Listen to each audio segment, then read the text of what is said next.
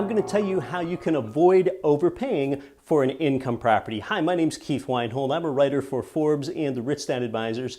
You're looking to purchase an income property, and essentially you're looking to purchase a money machine. You kind of want to find out if this money machine is really going to kick out the amount of income every month that you expect it to give you the type of return that you're after as an investor. So when you go ahead and you're thinking about making an offer on a property, a seller is incentivized to make it look like the property produces a high income and comparatively low expenses, a big income with small expenses, because you're buying a property based on the net operating income, the NOI, and that's nothing to be intimidated by. NOI is just simply property income minus property expenses, except your mortgage actually is not an operating expense, so it's not considered as part of that calculation, but it's income minus expenses. You want to buy something with a substantial net income that gives you the rate of return you want. So what I want you to do is you go ahead and write your offer contingent upon seeing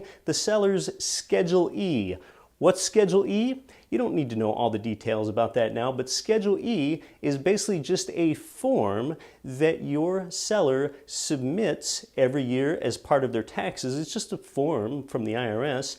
And you know what the seller's incentivized to do to pay as few taxes as they possibly can?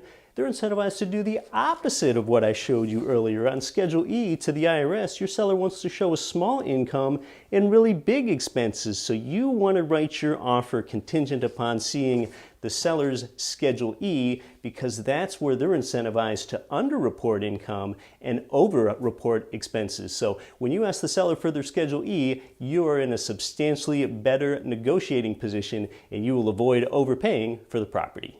Since 2014, the powerful Get Rich Education podcast has created more passive income for people than nearly any other show in the world. This show teaches you how to earn strong returns from passive real estate investing in the best markets without losing your time being a flipper or landlord. Show host Keith Weinhold writes for both Forbes and Rich Dad Advisors and delivers a new show every week.